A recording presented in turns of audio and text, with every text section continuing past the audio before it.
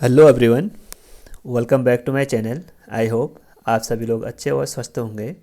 तो आज हम डिस्कस करेंगे Uttarakhand lecturer chemistry paper 2021। Uttarakhand lecturer chemistry paper 2021 जिसमें अभी तक हमने 1 to 40 क्वेश्चन डिस्कस कर लिए हैं।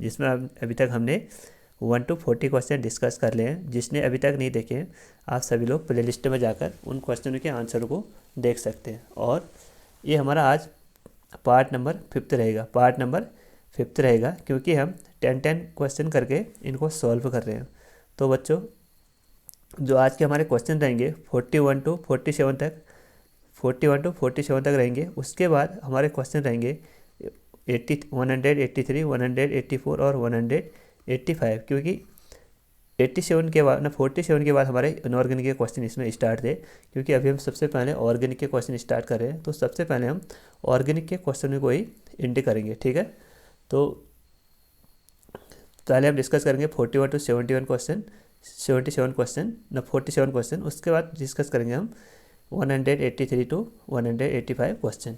तो बच्चों, यह सीरीज हमारे NEET exam, JEE exam, KVS exam, NVS और EMRS, जो भी हमारे अदर स्टेट में केमिस्ट्री से रिलेटेड एग्ज़ाम होते हैं, उन सभी एग्ज़ाम के लिए यह सीरीज मोस्ट इम्पोर्टेंट है। और यह सीरीज हमारे उत्तराखंड LT एग्ज़ाम, जिसकी डेट अभी जिसके फॉर्म अभी नवंबर में निकलने वाले हैं, उसके लिए भी यह सीरीज मोस्ट इम्पोर्टेंट है। क्योंकि जो केमिस्ट्री में प्रवक्ता और LT केमिस्ट्री का सिलेबस सेम रहता है, तो LT केमिस्ट्री वाले भी इस सीरीज़ को ज़रूर फॉलो करें। तो बच्चों, आइए स्टार्ट करते हैं आज के फर्स्ट क्वेश्चन से।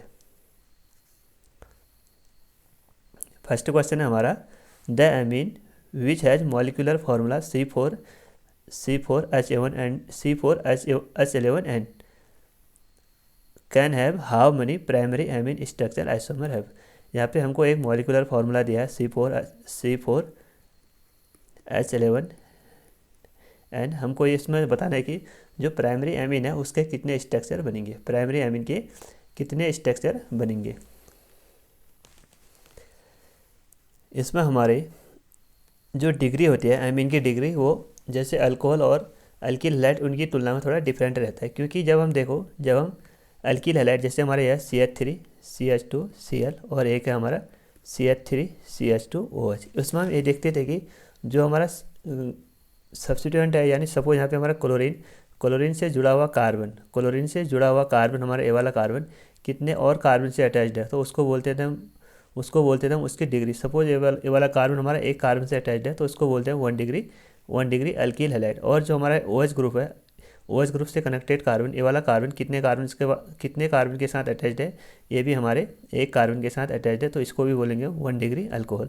तो इसमें तो हम देखते थे कि जो हमारा OH ग्रुप है, OH ग्रुप से कनेक्टेड कार्बन यानी जो भी हमारा सब्स्टिट्यूएंट है उससे कनेक्टेड कार्बन के उसके रेस्पेक्ट में हम यहाँ पे डिग्री को डिसाइड करते थे। बट एमीन में ऐसे नहीं होता है। एमीन में ये होता है, देखो जैसे हमारा CH3NH2, यहाँ पे हमको देखना पड़ता है कि एमीन से कितने कार्बन अटैच्ड है।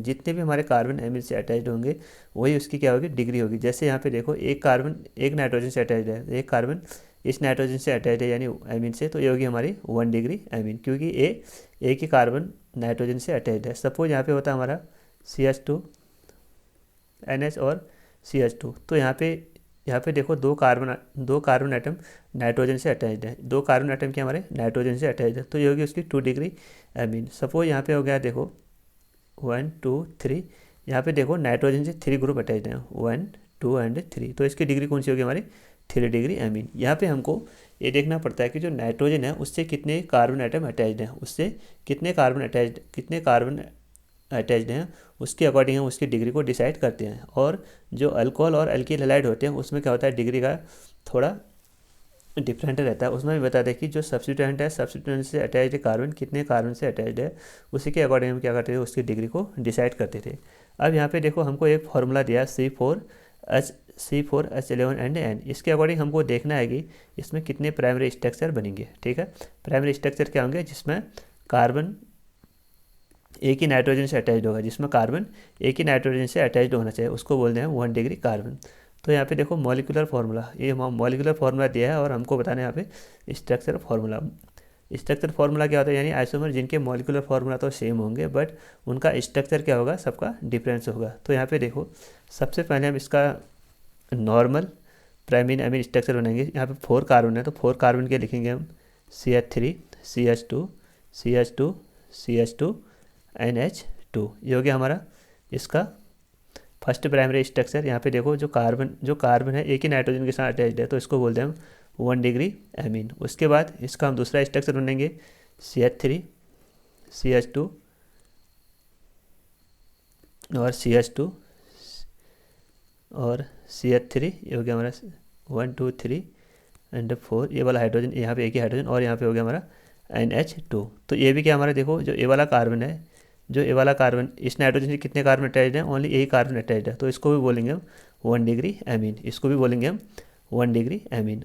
ये हो गया हमारे इसके 2 स्ट्रक्चर। और इसके बाद थर्ड स्ट्रक्चर हमारा देखो CH3 CH CH3 CH2 NH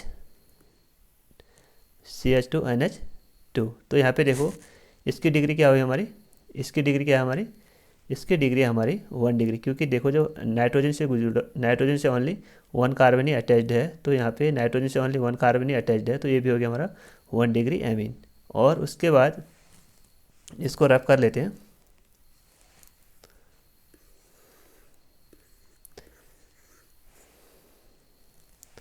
उसके बाद देखो हम यहाँ पे इसको ऐसे भी रिप्रेजेंट कर सकते हैं, इसका फोर्थ स्ट्रक्चर फार्मूला जैसे CH3 CH3 और CH3 एंड NH2। तो ये वाला कार्बन देखो इस नाइट्रोजन से कितने कार्बन जुड़े हैं, ओनली इस नाइट्रोजन से ओनली 1 कार्बन जुड़ा है तो ये भी हो गया हमारा इसका 1 डिग्री अमीन। तो इसके 4 स्ट्रक्चर पॉसिबल है। अगर आप इसके और स्ट्रक्चर बनाओगे दोबारा क्या होंगे, आपको जो 4 स्ट्रक्चर बने इसमें से कोई ना कोई एक स्ट्रक्चर आपको ऑप्टेंड हो जाएगा। तो यहाँ पे टोटल कितने स्ट्रक्चर आइसोमर बनने हैं, इसके बनने टोटल 4 स्ट्रक्चर आइसोमर, यानी ऑप्शन नंबर सी इसका क्या हो गया राइट आंसर। आइए अगला क्वेश्चन देखते हैं। अगला क्वेश्चन है हमारा विच of the following compound is prepared by the Gabriel phthalimide synthesis. जो गैब्रियल थैलामाइड सिंथेसिस है इसका यूज हम एलिफेटिक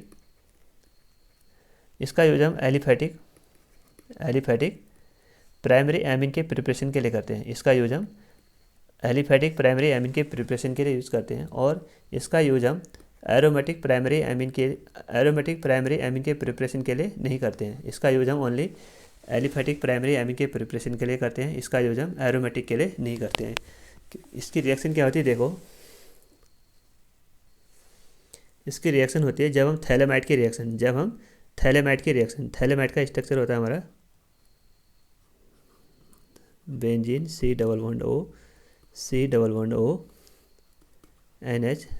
इसकी सबसे पहले हम रिएक्शन करते हैं एथेनॉलिक पोटेशियम हाइड्रोड के साथ, उसके बाद इसकी रिएक्शन करते हैं हम अल्किल हैलाइड के साथ, और उसके बाद इसकी रिएक्शन करते हैं हम दोबारा सोडियम हाइड्रोक्साइड के साथ। तो यहाँ पे हमें ऑप्टेंड होता है 1 डिग्री अमीन। यहाँ पे हमें ऑप्टेंड होता है 1 डिग्री अमीन, और यहाँ पे एक इसका CO यानी इसका बेस ऑप्टेंड होता है। तो यहाँ पे हमको ओनली क्या ऑप्टेंड हो रहा है, यहाँ पे ओनली हमको 1 डिग्री अमीन ही ऑप्टेंड होता है, जो कि हमारा एलिफेटिक होता है, जो कि हमारा एलिफेटिक प्राइमरी अमीन होगा। हम इससे एरोमेटिक प्राइमरी अमीन नहीं बना सकते, क्योंकि जब हम यहाँ पे फिनॉक्साइड आयन बनेगा, जब हमारा यहाँ पे थैलेमाइड आयन बनेगा, जब थैलेमाइड आयन बनेगा तो उसमें क्या होगा, हमारा न्यूक्लियोफिलिक सब्स्टिट्यूशन रिएक्शन नहीं होगा। तभी जो हमारी ये गैब्रियल थैलामाइड सिंथेसिस है ये ओनली एलिफेटिक प्राइमरी अमीन के लिए ही यूजफुल होती है। तो यहाँ पे देखो हमको ऑप्शन देखना है, यहाँ पे हमारा ट्राई मिथाइल अमीन। तो यहाँ पे देखो हमारा फर्स्ट ऑप्शन है, ये तो हमारी रिएक्शन है, रिएक्शन को हम डिलीट कर देते हैं यहाँ पे।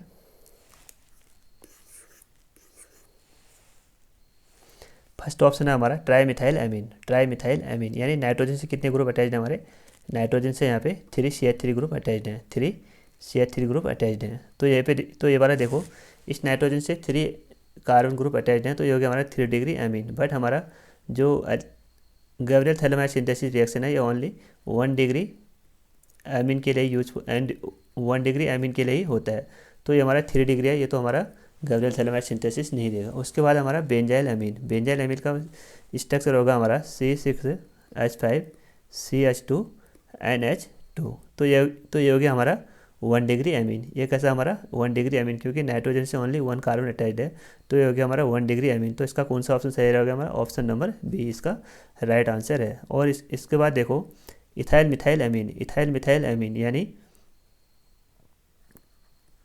CH3NH CH2CH3, तो ये हो गया हमारा इथाइल मिथाइल अमीन, इथाइल मिथाइल अमीन। तो यहाँ पे देखो नाइट्रोजन से 2 कार्बन अटैच है, एक कार्बन ये है, एक कार्बन ये है, तो इसकी डिग्री क्या हो गया हमारी 2 डिग्री। तो ये 2 डिग्री भी हमारा गैब्रियल थैलेमाइड सिंथेसिस वो नहीं देगा, गैब्रियल थैलेमाइड सिंथेसिस की रिएक्शन नहीं देगा। और यहाँ पे देखो एमिनो बेंजीन यानी एनिलीन यानी ये हो गया हमारा बेंजीन, ये हो गया हमारा NH2, ये हो गया हमारा NH2। ठीक, तो यहाँ पे भी क्या होगा हमारा, यहाँ पे भी हमारा जो 1 डिग्री अमीन होगा वो 1 डिग्री अमीन प्रिपरेशन नहीं होगा। ठीक, तो इसका कौन सा ऑप्शन सही है हमारा? Option number B. आइए अगला क्वेश्चन देखते हैं। यहाँ पे हमारा अगला कंपाउंड है, the compound which will not show tautomerism. हमको बताने की जो 4 ऑप्शन दिया इसमें से कौन सा कंपाउंड टॉटोमेरिज्म को शो नहीं करेगा, टॉटोमेरिज्म को शो नहीं करेगा। इसकी एक कंडीशन होती है टॉटोमेरिज्म की, देखो जो भी हमारा कंपाउंड है उसमें एक अल्फ़ा कार्बन होना चाहिए, इसमें एक अल्फ़ा कार्बन होना चाहिए, और जो अल्फ़ा कार्बन है उसमें अल्फ़ा हाइड्रोजन भी प्रेजेंट होना चाहिए, और जो अल्फ़ा कार्बन है वो होना चाहिए हमारा sp3। अल्फ़ा कार्बन कैसा होना चाहिए हमारा? sp3, और उस पर जो अल्फ़ा कार्बन है उस पर अल्फ़ा हाइड्रोजन प्रेजेंट होना चाहिए, तभी वो हमारा टॉटोमेरिज्म की कंडीशन को शो करेगा। सबसे फर्स्ट हमारे यहाँ नाइट्रोप्रोपेन, प्रोपेन नाइट्रोप्रोपेन यानी CH3 CH2 CH2 NO2, तो NO2, तो ये हो गया हमारा इस ग्रुप के रेस्पेक्ट में इसको बोलेंगे हम अल्फ़ा, इस ग्रुप के रेस्पेक्ट में इसको बोलेंगे हम अल्फ़ा। तो इसके पास क्या हमारे हाइड्रोजन प्रेजेंट है, तो ये क्या करेगा? टॉटोमेरिज्म को शो करेगा। और यहाँ पे नाइट्रोमेथेन, नाइट्रोमेथेन भी क्या करेगा? टॉटोमेरिज्म को शो करेगा। आपको क्या करना है, आपको क्या करना है, यहाँ पे 2 CH3 ग्रुप को हटा देना, आपको ऑप्टेंड हो जाएगा CH3NO2। तो यहाँ पे देखो इस ग्रुप के रेस्पेक्ट में ये हो गया हमारा मेन फंक्शनल ग्रुप, इस फंक्शनल ग्रुप के रेस्पेक्ट में यहाँ पे क्या हमारे अल्फ़ा कार्बन कैसा हमारा sp3, और इस पर क्या हमारा अल्फ़ा हाइड्रोजन भी प्रेजेंट है, तो ये क्या करेगा? टॉटोमेरिज्म को ये भी शो करेगा। और सेम ऐसे ही नाइट्रोएथेन है, ये भी टॉटोमेरिज्म को शो करेगा। बट जो नाइट्रोबेंजीन है यानी ये हो गया हमारा N=O, तो यहाँ पे जो नाइट्रोबेंजीन है यानी फंक्शनल ग्रुप के बगल में ये वाला कार्बन, इस कार्बन के पास एक तो सबसे पहले ये sp2 हाइब्रिडाइजेशन है, और इसके पास कोई अल्फ़ा हाइड्रोजन भी प्रेजेंट ही नहीं है, 1 2 3 एंड 4, इसके बाद कोई भी अल्फ़ा हाइड्रोजन प्रेजेंट ही नहीं है, तो ये टॉटोमेरिज्म को शो नहीं करेगा। तो इसका कौन सा ऑप्शन से हमारा? ऑप्शन नंबर डी इसका राइट आंसर है। आइए अगला क्वेश्चन देखते हैं। अगला क्वेश्चन है हमारा विच of the following acid is weakest acid. हमको यहाँ पे बताना है कि कौन सा एसिड वीकेस्ट है।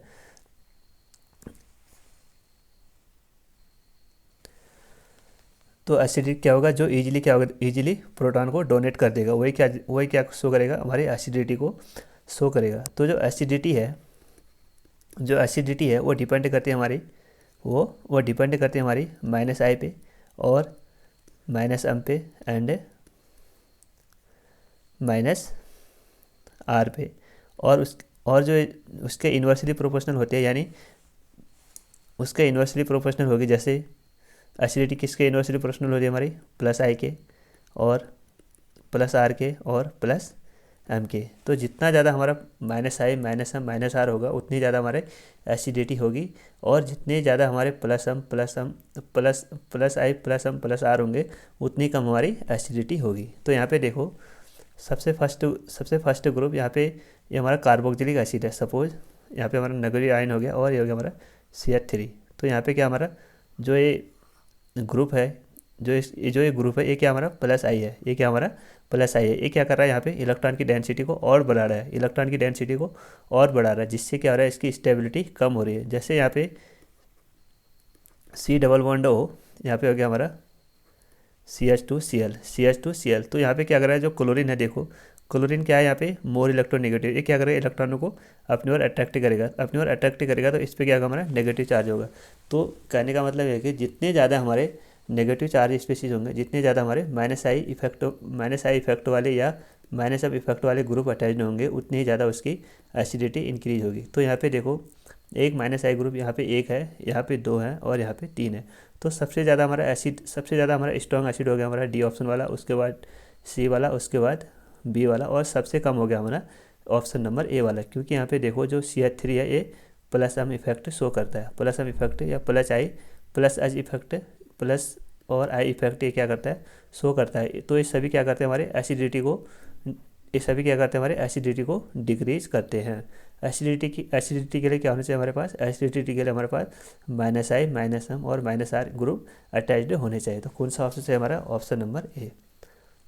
आइए अगला क्वेश्चन देखते हैं हम। यहाँ पे देखो, यहाँ पे दिखाना हमको, this conversion from first and second is known as. ये कन्वर्जन क्या है हमारा, ये कन्वर्जन देखो यहाँ पे RC double bond O NH2 equilibrium हो गया RCOH एंड NH। तो इस प्रकार के टॉटम अरेंजमेंट को बोलते हैं, इस प्रकार के टॉटम अरेंजमेंट को बोलते हैं कीटो इनोल टॉटम अरेंजमेंट। यहाँ पे क्या हो रहा है देखो, कीटो और इनोल फॉर्म एक दूसरे में चेंज हो रहे हैं। ये हो गया हमारा कीटो फॉर्म, ये हो गया हमारा कीटो फॉर्म यानी C double bond O keto form, और यहाँ पे हमारा RCOH डबल बॉन्ड NH, ये हमारा इनोल फॉर्म। इसको इनोल फॉर्म क्यों कहते हैं, यहाँ पे देखो एक तो इन आता है यानी डबल बॉन्ड भी होगा, और ऑल यानी अल्कोहल भी होगा। यहाँ पे देखो डबल बॉन्ड भी है और OH भी यानी अल्कोहल भी है, तभी इसको बोलते हैं हम इनोल। और जब हमारा इस प्रकार का कन्वर्जन होता है तो उसको बोलते हैं हम टोटो enol totem arrangement.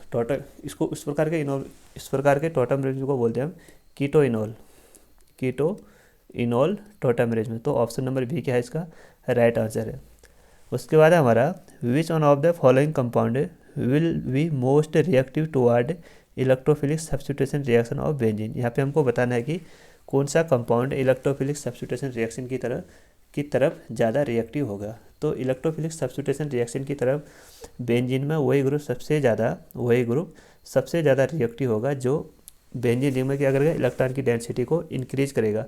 Benzene ring में इलेक्ट्रॉन की डेंसिटी को इंक्रीज करेगा, वही हमारी बेंजीन रिंग में इलेक्ट्रॉन की डेंसिटी को अर्थ और पैरा पोजीशन पे इंक्रीज करेगा। और जो हमारे इलेक्ट्रॉन विड्रॉइंग ग्रुप होते हैं यानी जो बेंजीन रिंग से इलेक्ट्रॉनों को अपनी ओर अट्रैक्ट करेंगे, वो क्या करेंगे बेंजीन रिंग से इलेक्ट्रॉनों को खींचेंगे और उसमें बेंजीन रिंग में इलेक्ट्रॉन की रिएक्टिविटी को डिक्रीज करेंगे। तो यहाँ पे देखो सबसे फर्स्ट हमारा टॉल्विन में देखो यहाँ पे होता है हमारा CH3 और बेंजीन। तो यहाँ पे देखो जो टॉल्विन है वो प्लस हाइपर कॉन्जुगेशन के थ्रू बेंजीन रिंग में क्या करता है, इलेक्ट्रॉनों को डोनेट करता है। इलेक्ट्रॉनों को डोनेट करेगा तो इसकी डेंसिटी कहाँ पे इंक्रीज होगी, इसकी डेंसिटी हमारे आर्थो पोजीशन और पैरा पोजीशन में क्या होगी, इलेक्ट्रॉन की डेंसिटी इंक्रीज होगी, जो कि इलेक्ट्रोफिलिक सब्स्टिट्यूशन रिएक्शन के लिए बेस्ट कंडीशन है। और सेकंड है हमारा बेंजोइक एसिड यानी C double bond OH and benzene. तो यहाँ पे क्या करें, यहाँ पे कार्बन और ऑक्सीजन ग्रुप है। यहाँ पे जो ऑक्सीजन है ये मोर इलेक्ट्रॉन नेगेटिव है, तो यहाँ से इलेक्ट्रॉन को अपनी ओर अट्रैक्ट करेगा। तो यहाँ पे आएगा हमारा नेगेटिव चार्ज और यहाँ पे होगा हमारा पॉजिटिव चार्ज। तो ये पॉजिटिव चार्ज वाला क्या करेगा, ये बेंजीन रिंग से इलेक्ट्रॉनों को अपनी ओर अट्रैक्ट करेगा।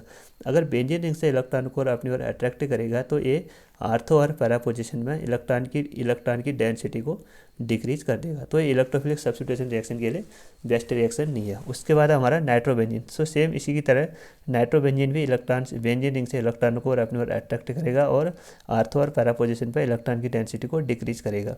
उसके बाद हमारा बेंजोनाइट्राइल। तो बेंजोनाइट्राइल भी सेम इनकी तरह ही बेंजीन रिंग से इलेक्ट्रॉनों को अपनी ओर अट्रैक्ट करेगा और बेंजीन रिंग में इलेक्ट्रॉन की डेंसिटी को डिक्रीज करेगा। तो कौन सा ग्रुप हमारा इलेक्ट्रॉन की डेंसिटी को इंक्रीज कर रहा है, हमारा कर रहा है यहाँ पे टॉल्विन ग्रुप। तो इसका ऑप्शन कौन सा होगा हमारा, ऑप्शन नंबर ए। ठीक है। उसके बाद हमारा the IUPAC name of the following compound is. यहाँ पे हमको एक कंपाउंड दिया है, इसका आईपैक नेम बताना है। कंपाउंड हमारा CH3C ट्रिपल बॉन्ड N। तो यहाँ पे देखो, यहाँ पे हमारे टोटल कितने कार्बन हमारे 2। तो 2 कार्बन के लिए लिखते हैं हम एथेन, और यहाँ पे ग्रुप क्या हमारा CN, इसको बोलते हैं हम नाइट्राइल।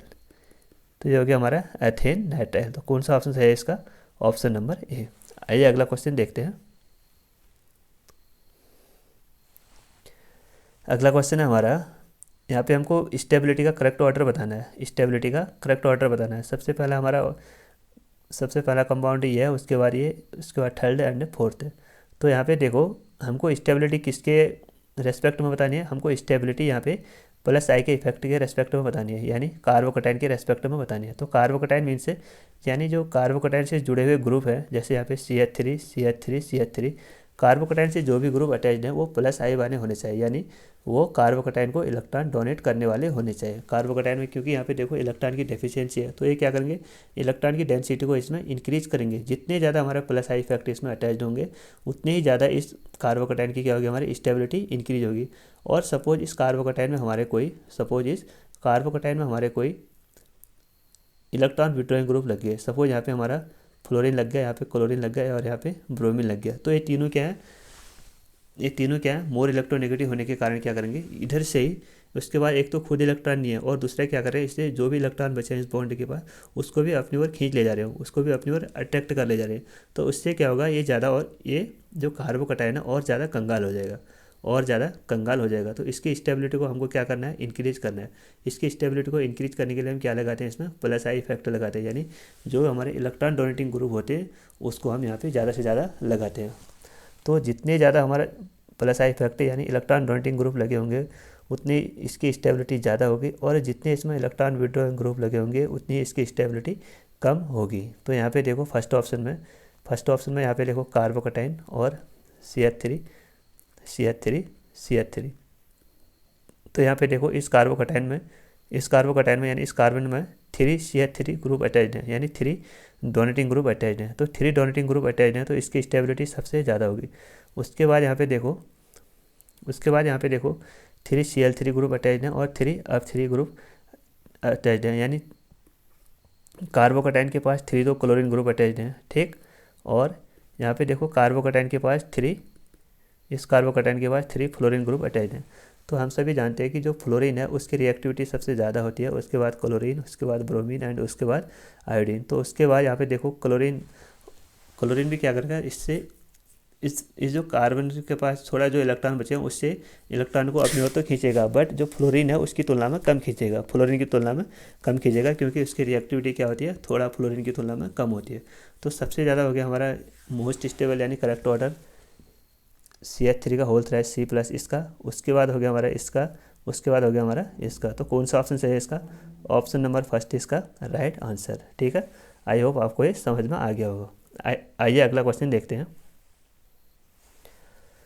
अगला क्वेश्चन है हमारा which one of the following statement is true. यहाँ पे लिखना है R&S configuration correspond to enantiomer of an optically active compound. जो R और S कॉन्फ़िगरेशन होते हैं वो इनोसोमर होते हैं और ऑप्टिकली एक्टिव भी होते हैं। ये वाला ऑप्शन क्या हमारा राइट है। यहाँ पे देखो सपोज ये हमारा CHO और ये पे हमारा CH2OH, ये हमारा OH और ये हो गया हमारा H। अगर हम इसका इनोसोमर लिखा है, इनोसोमर में एक दूसरे के मिरर इमेज होने चाहिए और नॉन सुपर इम्पॉसिबल होने चाहिए। तो ये हो गया हमारा H और ये हो गया हमारा OH। तो यहाँ पे देखो ये दोनों क्या है, एक दूसरे के इनोसोमर हैं, अगर आप इन दोनों को एक दूसरे के ऊपर रखोगे तो दोनों क्या होंगे, नॉन सुपर इम्पॉसिबल होंगे। दोनों एक दूसरे के मिरर इमेज तो हैं बट नॉन सुपर इम्पॉसिबल है, यानी एक दूसरे पर वो अध्यारोपित नहीं हो रहे हैं, तो उसको बोलेंगे हम इनोसोमर। तो फर्स्ट ऑप्शन क्या, तो ये हो गया हमारा R और ये हो गया हमारा S। इसको R और S, ये हो गया हमारा R, ये हो गया हमारा S। और जब हमारा रोटेशन क्या होता है, क्लॉकवाइज होता है तो उसको बोलते हैं हम R। जब हमारा रोटेशन एंटी क्लॉकवाइज होता है तो उसको बोलते हैं हम S। तो सेकंड ऑप्शन हमारा the process of converting of an optically active compound into A racemic mixture is called racemisation. ये भी क्या हमारा राइट आंसर है। क्योंकि देखो जब हम किसी कंपाउंड में सपोज इस कंपाउंड में हमारे ये दोनों कंपाउंड हैं, सपोज इस कंपाउंड में हमारे ये R और S हैं, इसको मान लो सपोज हम इस कंपाउंड में क्या हमारे R और S कंपाउंड हैं और इसमें डाल दें हम और इसमें से हम पास करा रहे हैं plane polarised light. Plane polarised light क्या होती है, जिसकी डायरेक्शन यूनिडायरेक्शनल होती है, जो एक ही डायरेक्शन में होता है, ठीक है, उसको जो एक ही डायरेक्शन में होता है। जैसे हम इस सॉल्यूशन में से इस प्लेन पोलराइज्ड लाइट को यानी PPL को लाइट करेंगे, इसको बोलते हैं पोलरीमीटर, जैसे हम इसमें से इसको पास करेंगे तो यहाँ पे जो हमें कंपाउंड है यानी जो प्लेन पोलराइज्ड लाइट है उसका रोटेशन नहीं होगा। क्यों नहीं होगा, देखो क्योंकि हमने इसमें कितने कंपाउंड मिलाए हैं, 2 कंपाउंड। अगर 2 कंपाउंड मिले, सपोज एक कंपाउंड हमारा सपोज एक कंपाउंड हमारा क्लॉकवाइज रोटेट कर रहा है, सपोज हमारा एक कंपाउंड क्लॉकवाइज रोटेट कर रहा है, तो दूसरा कंपाउंड क्या होगा, हमारा एंटी क्लॉकवाइज रोटेट करेगा। तो दोनों क्या करेंगे, एक दूसरे को कैंसिल आउट कर देंगे। सपोज ये 50% क्लॉकवाइज घूम रहा है, तो ये सपोज ये जो एंटी क्लॉक वाला है, ये 50% क्या हमारा एंटी क्लॉक घूम रहा है, तो दोनों क्या करेंगे, एक दूसरे के रोटेशन को कैंसिल कर देंगे। दोनों क्या करेंगे, एक दूसरे को कैंसिल को रोटेशन कर देंगे। इसीलिए हम इसको बोलते हैं ऑप्टिकली इनएक्टिव कंपाउंड भी बोलते हैं, ऑप्टिकली इनएक्टिव कंपाउंड भी बोलते हैं। और जो रेसमिक मिक्सचर है, जो हमारा डी और एल फॉर्म होता है, उसके इक्विमोलिकुलर मिक्सचर को बोलते हैं हम रेसिमाइजेशन, और उसके इस प्रोसेस को बोलते हैं हम रेसिमाइजेशन। तो कौन सा ऑप्शन सही है, ऑप्शन नंबर बी भी क्या इसका राइट आंसर है। उसके बाद कर रहा है हमको, देखो in Fischer projection formula any odd number of the interchange, जब हम ऑड नंबर में इंटरचेंज करते हैं सब्स्टिट्यूएंट में, तो वो इनसोमर को लीड करता है। तो यहाँ पे देखो, सपोज हमारा एक कंपाउंड है, सपोज हमारा एक कंपाउंड है, ये क्या है, इसका फीचर प्रोजेक्शन फार्मूला है। ये क्या है, इसका फीचर प्रोजेक्शन फार्मूला है, फीचर प्रोजेक्शन फार्मूला है। तो फीचर प्रोजेक्शन फार्मूला क्या होता है, जो हमारा 2D, जिसमें हम कंपाउंड का रिप्रेजेंटेशन 2D में करते हैं, जिसमें हम कंपाउंड का रिप्रेजेंटेशन 2D में करते हैं, और इसमें हम 2 लाइन रिप्रेजेंट करते हैं। एक तो होता है हमारा वर्टिकल, एक होता है हमारा हॉरिजेंटल। वर्टिकल में होता है कि देखो ज़्यादा से ज़्यादा कार्बन वर्टिकल लाइन में आने चाहिए, ज़्यादा से ज़्यादा कार्बन वर्टिकल लाइन में आने चाहिए। तो हम तो इसमें कह रहा है, जब हम इवन नंबर में इवन नंबर में, जैसे 1 3 5 इवन, जब ऑड नंबर में, सॉरी, जब हम ऑड नंबर में इंटरचेंज कर रहे हैं, तो वो दोनों क्या कर रहे हैं, एक दूसरे के इनएंसोमर में। सपोज यहाँ पे देखो हम इन दोनों कंपाउंड में, सपोज हम इसमें इंटरचेंज करते हैं, ओ और एच में। जब हम ओ और एच में इंटरचेंज करेंगे, तो यहाँ पे हमें क्या ऑप्टेंड होगा, ये वाला कंपाउंड ऑप्टेंड होगा नहीं, यहाँ पे हमें ये वाला कंपाउंड ऑप्टेंड होगा। तो ये दोनों क्या है, एक दूसरे के इनएंसोमर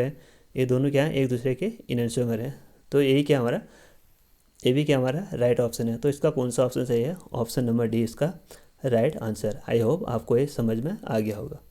आइए लास्ट क्वेश्चन डिस्कस करते हैं आज का। लास्ट क्वेश्चन है, which of the following does influence C double bond O stretching. ये हमारा IR से रिलेटेड क्वेश्चन है। इसमें क्या देखना पड़ता है कि हमको जो CO फ्रीक्वेंसी है, जो CO स्ट्रेचिंग है, उसमें IR के लिए अलग अलग कंपाउंड में इसकी वैल्यू क्या होती है, हमारी अलग अलग होती है। इसमें अलग अलग इफेक्ट होते हैं, जैसे कॉन्जुगेशन हो गया, रिंग साइज हो गया, -I इफेक्ट हो गया, +I इफेक्ट हो गया, और रेजोनेंस हो गया, अल्फा सब्स्टिट्यूशन, ये सभी क्या करते हैं, इसको इफेक्ट करते हैं। तो यहाँ पे लिखना है हमको कौन से इसको इफेक्ट करते हैं। कॉन्जुगेशन भी इसको अफेक्ट करता है, रिंग साइज भी अफेक्ट करता है, और अल्फा सब्स्टिट्यूशन भी इसको अफेक्ट करता है। तो इसका ऑप्शन नंबर डी क्या होगा, हमारा राइट आंसर है। इसमें कैसे अफेक्ट करता है, इसमें कंपाउंड के थ्रू मैं आपको एक वीडियो के थ्रू इसमें समझा दूंगा, और भी इसमें अदर इफेक्ट होते हैं, उनको भी एक वीडियो में डिटेल में डिस्कस करेंगे। तो स्टूडेंट, आई होप आपको ये क्वेश्चन समझ में आए होंगे, और आई होप आपके लिए यह वीडियो हेल्पफुल रह रही होगी। अगर हेल्पफुल रह रही है, तो आप क्या करें, इस वीडियो को अपने दोस्तों के साथ शेयर करें, और चैनल पे अगर नहीं हो तो चैनल को ज़रूर सब्सक्राइब करें। Thank you.